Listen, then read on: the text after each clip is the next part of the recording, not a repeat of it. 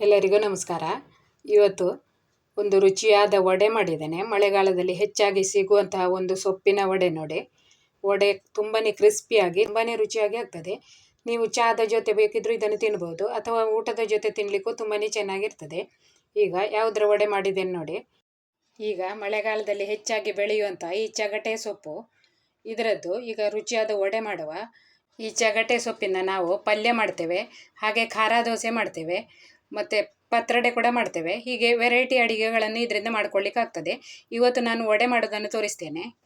ಇದು ಒಂದು ಒಳ್ಳೆಯ ಔಷಧೀಯ ಗುಣವುಳ್ಳಂತಹ ಸಸ್ಯ. ಹಾಗಾಗಿ ಒಂದು ಬಾರಿ ಆದರೂ ಈ ಮಳೆಗಾಲದಲ್ಲಿ ಅಡಿಗೆ ಮಾಡಿ ತಿನ್ನಿ, ಆರೋಗ್ಯಕ್ಕೆ ತುಂಬ ಒಳ್ಳೆಯದು. ಈಗ ಇಲ್ಲಿ ಎಳೆಯ ಸೊಪ್ಪನ್ನು ತಗೊಂಡು ಬಂದಿದ್ದೇನೆ. ಅದು ಈ ಥರ ಕೈಯಲ್ಲಿ ಮುರಿಲಿಕ್ಕೆ ಆಗಬೇಕು. ಎಷ್ಟು ಎಳೆಯ ಸೊಪ್ಪನ್ನು ನೀವು ಕಟ್ ಮಾಡಿ ತಗೊಳ್ಬೇಕು, ಅಥವಾ ನೀವು ಅದರ ಎಲೆ ಮಾತ್ರ ತಗೊಂಡ್ರೂ ಆಗ್ತದೆ. ತೊಳೆದುಕೊಂಡು ತಗೊಳ್ಬೇಕು. ಅದರಲ್ಲಿ ಹುಳ ಏನಾದರೂ ಉಂಟಾ ಅಂತ ನೋಡಿಕೊಂಡು ಚೆನ್ನಾಗಿ ತೊಳೆದು ಸಣ್ಣಗೆ ಇದನ್ನು ಕಟ್ ಮಾಡಬೇಕು. ಎಲೆ ಬೇಕಿದ್ರೆ ಎಲೆ ಮಾತ್ರ ಹಾಕ್ಕೊಳ್ಬೋದು, ಅಥವಾ ಎಳೆಯ ದಂಟಿದ್ರೆ ಅದನ್ನು ಕೂಡ ತುಂಡು ಮಾಡಿ ಹಾಕ್ಕೊಳ್ಬೋದು. ಈಗ ಇಲ್ಲಿ ತೊಗರಿಬೇಳೆ ತಗೊಂಡಿದ್ದೇನೆ. 1 ಕಪ್ ಆಗುವಷ್ಟು ತೊಗರಿಬೇಳೆ. ಸಣ್ಣ ಕಪ್ಪಲ್ಲಿ 1 ಕಪ್ ತಗೊಂಡಿದ್ದೇನೆ. ಈಗ ಇದನ್ನು ನೀರು ಹಾಕಿ ಚೆನ್ನಾಗಿ ತೊಳೆದು ನೆನೆಲಿಕ್ಕೆ ಇಡಬೇಕು. 1 ಗಂಟೆ ನೆನೆಸಿದ್ರೂ ಸಾಕಾಗ್ತದೆ. ತೊಗರಿಬೇಳೆಯನ್ನು ಸ್ವಲ್ಪ ತಿಕ್ಕಿ ತೊಳಿಬೇಕು.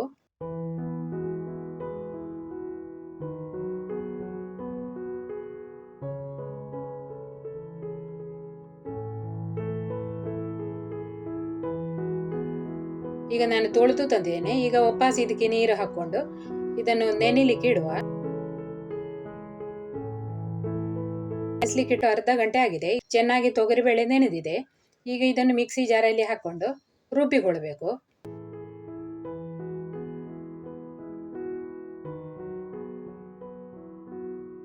ರುಬ್ಬುವಾಗ 2 ಚಮಚ ನೀರು ಬೇಕಿದ್ರೂ ಹಾಕ್ಕೊಂಡು ರುಬ್ಬಬಹುದು, ಅಥವಾ ನಿಮಗೆ ಹಾಗೆ ರುಬ್ಲಿಕ್ಕೆ ಆಗ್ತದೆ ಅಂದರೆ ಹಾಗೆ ಕೂಡ ರುಬ್ಬಬಹುದು.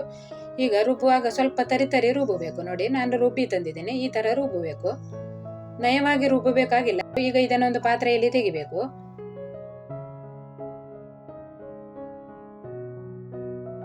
ಮಿಕ್ಸಿ ಜಾರಿನಲ್ಲಿ 2 ಚಮಚ ಆಗುವಷ್ಟು ನೀರನ್ನು ಹಾಕ್ಕೊಂಡು ಸೇರಿಸ್ಕೊಳ್ತಾ ಇದ್ದೇನೆ. ನೀರು ಹಾಕಲೇಬೇಕು ಅಂತೇನಿಲ್ಲ. ಈಗ ಇದಕ್ಕೆ ರುಚಿಗೆ ತಕ್ಕಷ್ಟು ಉಪ್ಪನ್ನು ಹಾಕ್ಕೊಳ್ಬೇಕು. ಹಾಗೆ ಅರ್ಧ ಚಮಚ ಆಗುವಷ್ಟು ಮೆಣಸು ನೋಡಿ ಹಾಕಿದ್ದೇನೆ. ಮೆಣಸು ನೋಡಿ ನಿಮಗೆ ಎಷ್ಟು ಖಾರ ಬೇಕೋ ಅಷ್ಟು ಹಾಕ್ಕೊಳ್ಬೋದು. ಹಸಿಮೆಣಸು ಬೇಕಿದ್ರೂ ನೀವು ಸಣ್ಣಗೆ ಕಟ್ ಮಾಡಿ ಹಾಕ್ಕೊಳ್ಬೋದು. 1/4 ಚಮಚ ಆಗುವಷ್ಟು ಕೊತ್ತಂಬರಿ ಪುಡಿ, 1/4 ಚಮಚ ಆಗುವಷ್ಟು ಜೀರಿಗೆ ಪುಡಿ ಹಾಕ್ಕೊಳ್ಬೇಕು. ಮತ್ತು ಒಂದು ಅರ್ಧ ಚಮಚ ಹಿಂಗು ಪುಡಿ ಹಾಕ್ಕೊಳ್ಬೇಕು. ಅರ್ಧ ಚಮಚ ಆಗುವಷ್ಟು ಅಮ್ಚೂರ್ ಪೌಡರ್ ಕೂಡ ಹಾಕ್ಕೊಳ್ತಾ ಇದ್ದೇನೆ. ಅಮ್ಚೂರ್ ಪೌಡರ್ ಇಲ್ಲದಿದ್ರೆ ಸ್ವಲ್ಪ ಹುಣಸೆ ರಸ ಹಾಕ್ಕೊಳ್ಬೋದು. 2 ಕಡ್ಡಿ ಆಗುವಷ್ಟು ಕರಿಬೇವನ್ನು ಸಣ್ಣಗೆ ತುಂಡು ಮಾಡಿ ಹಾಕಿದ್ದೇನೆ. ಹಾಗೆ ಇಲ್ಲಿ ಸ್ವಲ್ಪ ಕೊಬ್ಬರಿಯನ್ನು ಕೂಡ ಹಾಕ್ಕೊಳ್ಬೇಕು. ಒಣ ಕೊಬ್ಬರಿಯನ್ನು ಸಣ್ಣಗೆ ಪೀಸ್ ಮಾಡಿ ತಗೊಂಡಿದ್ದೇನೆ ನೋಡಿ, ಅದನ್ನು ಕೂಡ ಹಾಕ್ಕೊಳ್ಬೇಕು. ಒಣ ಕೊಬ್ಬರಿ ಇದ್ದರೆ ಒಣ ಕೊಬ್ಬರಿ ಹಾಕ್ಕೊಳ್ಳಿ, ಇಲ್ಲ ಇದ್ರೆ ಸ್ವಲ್ಪ ತೆಂಗಿನಕಾಯಿಯನ್ನು ತುರಿದು ಹಾಕ್ಕೊಂಡ್ರೂ ಆಗ್ತದೆ. ಒಂದು 1/4 ಕಪ್ ಆಗುವಷ್ಟು ಹಾಕಿದ್ರೂ ಸಾಕಾಗ್ತದೆ ನೋಡಿ. ಈಗ ಇದಕ್ಕೆ ಚಗಟೆ ಸೊಪ್ಪನ್ನು ಹಾಕ್ಕೊಳ್ಬೇಕು. ಚಗಟೆ ಸೊಪ್ಪನ್ನು ತೊಳೆದು ಸಣ್ಣಗೆ ಕಟ್ ಮಾಡಿ ತಗೊಂಡಿದ್ದೇನೆ. ಎಷ್ಟು ಸಾಧ್ಯ ಉಂಟು ಅಷ್ಟು ಸಣ್ಣಗೆ ನೀವು ಕಟ್ ಮಾಡಿ ತಗೊಳ್ಬೋದು. 1 ಕಪ್ ಆಗುವಷ್ಟು ತೊಗರಿಬೇಳೆಯನ್ನು ಹಾಕಿದ್ದು, ಅದಕ್ಕೆ 2 ಕಪ್ ಆಗುವಷ್ಟು ಚಗಟೆ ಸೊಪ್ಪು ಹಾಕ್ಕೊಳ್ತಾ ಇದ್ದೇನೆ. ಸ್ವಲ್ಪ ಜಾಸ್ತಿ ಬೇಕಿದ್ರೂ ನೀವು ಹಾಕ್ಕೊಳ್ಬೋದು. ಈಗ ಇದನ್ನು ಚೆನ್ನಾಗಿ ಮಿಕ್ಸ್ ಮಾಡಬೇಕು. ಒಂದು ಸಾರಿ ಮಿಕ್ಸ್ ಮಾಡಿ ಆದಮೇಲೆ ಉಪ್ಪು ಇರಲಿ, ಮೆಣಸಿನ ಹುಡಿ ಇರಲಿ ಕಡಿಮೆ ಅನಿಸಿದರೆ ಮತ್ತೆ ಸ್ವಲ್ಪ ನೀವು ಹಾಕ್ಕೊಳ್ಬೋದು. ಈಗ ನಾನು ಚೆನ್ನಾಗಿ ಮಿಕ್ಸ್ ಮಾಡಿ ತಗೊಂಡಿದ್ದೇನೆ. ಈಗ ಇದಕ್ಕೆ 2 ಚಮಚ ಆಗುವಷ್ಟು ಅಕ್ಕಿ ಹಿಟ್ಟನ್ನು ಹಾಕ್ಕೊಳ್ತಾ ಇದ್ದೇನೆ. ನಮಗೆ ಇದು ವಡೆ ಕಟ್ಟಲಿಕ್ಕೆ ಆಗಬೇಕು ನೋಡಿ. ಹಾಗಾಗಿ ಸ್ವಲ್ಪ 2 ಚಮಚ ಆಗುವಷ್ಟು ಅಕ್ಕಿ ಹಿಟ್ಟು ಹಾಕ್ಕೊಂಡಿದ್ದೇನೆ. ಅಕ್ಕಿ ಹಿಟ್ಟು ಅಥವಾ ನೀವು ಮೈದಾ ಹಿಟ್ಟು ಬೇಕಿದ್ರೆ ಹಾಕ್ಕೊಳ್ಬೋದು, ಇಲ್ಲ ಇದ್ರೆ ಕಾರ್ನ್ ಫ್ಲೋರ್ ಹಾಕಿದ್ರೂ ಆಗ್ತದೆ. ನಿಮ್ಮ ಹತ್ರ ಯಾವ ಹಿಟ್ಟು ಉಂಟು ನೋಡಿ ಅದನ್ನು ನೀವು ಹಾಕ್ಕೊಳ್ಬೋದು. ಅಕ್ಕಿ ಹಿಟ್ಟನ್ನು ಹಾಕ್ಕೊಂಡು ಚೆನ್ನಾಗಿ ಮಿಕ್ಸ್ ಮಾಡಿಕೊಂಡಿದ್ದೇನೆ. ಈಗ ಇದರದ್ದು ಉಂಡೆ ಕಟ್ಟಬೇಕು. ಒಂದೇ ರೀತಿಯ ವಡೆಯನ್ನು ಮಾಡ್ಕೊಳ್ಬೇಕು. ಈ ಥರ ಕೈಯಲ್ಲಿ ಸ್ವಲ್ಪ ತಟ್ಟಿ ವಡೆ ಮಾಡ್ಕೊಳ್ಬೇಕು. ತೆಳ್ಳಗೆ ಮಾಡಿದರೆ ಒಳ್ಳೆಯ ಕ್ರಿಸ್ಪಿಯಾಗಿ ಆಗ್ತದೆ. ಈಗ ನಾನು ವಡೆ ಮಾಡಿ ತಗೊಂಡಿದ್ದೇನೆ ನೋಡಿ. ಈಗ ಎಣ್ಣೆಯನ್ನು ಕೂಡ ಬಿಸಿ ಮಾಡಲಿಕ್ಕೆ ಇಟ್ಟಿದ್ದೇನೆ. ಎಣ್ಣೆ ಚೆನ್ನಾಗಿ ಕಾದ್ಮೇಲೆ ಈ ವಡೆಯನ್ನು ಹಾಕ್ಕೊಳ್ಬೇಕು. ಒಣ ಕೊಬ್ಬರಿ ಎಲ್ಲ ಹಾಕಿರೋದ್ರಿಂದ ಈ ಚಗತೆ ಸೊಪ್ಪಿನ ವಡೆ ತುಂಬಾ ರುಚಿಯಾಗಿರ್ತದೆ. ಇದಕ್ಕೆ ಚಗತೆ ಸೊಪ್ಪು ಹಾಕಿದೆ ಅಂತ ಅನಿಸೋದಿಲ್ಲ ನೋಡಿ, ಅಷ್ಟು ರುಚಿ ಇರ್ತದೆ. ಉರಿಯನ್ನು ಮಾತ್ರ ಮೀಡಿಯಂ ಫ್ಲೇಮಲ್ಲಿ ಇಡಬೇಕು. ಒಂದೇ ಸಾರಿ ದೊಡ್ಡ ಉರಿ ಮಾಡಿದರೆ ಇದು ಒಳಗೆ ಬೇಯುವುದಿಲ್ಲ ನೋಡಿ.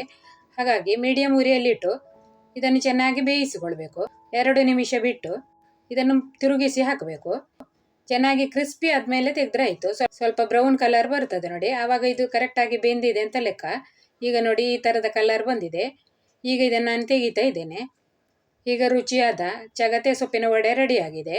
ನೀವು ಇದೇ ಥರ ಚಗತೆ ಸೊಪ್ಪಿನ ವಡೆ ಮಾಡಿ ನೋಡಿ, ತುಂಬಾ ರುಚಿಯಾಗಿರ್ತದೆ. ಚಟ್ನಿ ಎಲ್ಲ ಏನು ಮಾಡ್ಕೊಳ್ಬೇಕಾಗಿಲ್ಲ, ಹಾಗೆ ತಿನ್ಬೋದು. ವಿಡಿಯೋ ಇಷ್ಟ ಆದರೆ ಲೈಕ್ ಮಾಡಿ, ನಿಮ್ಮ ಅನಿಸಿಕೆಯನ್ನು ಕಮೆಂಟಲ್ಲಿ ತಿಳಿಸಿ. ವಿಡಿಯೋ ನೋಡಿದ ಎಲ್ಲರಿಗೂ ಧನ್ಯವಾದಗಳು.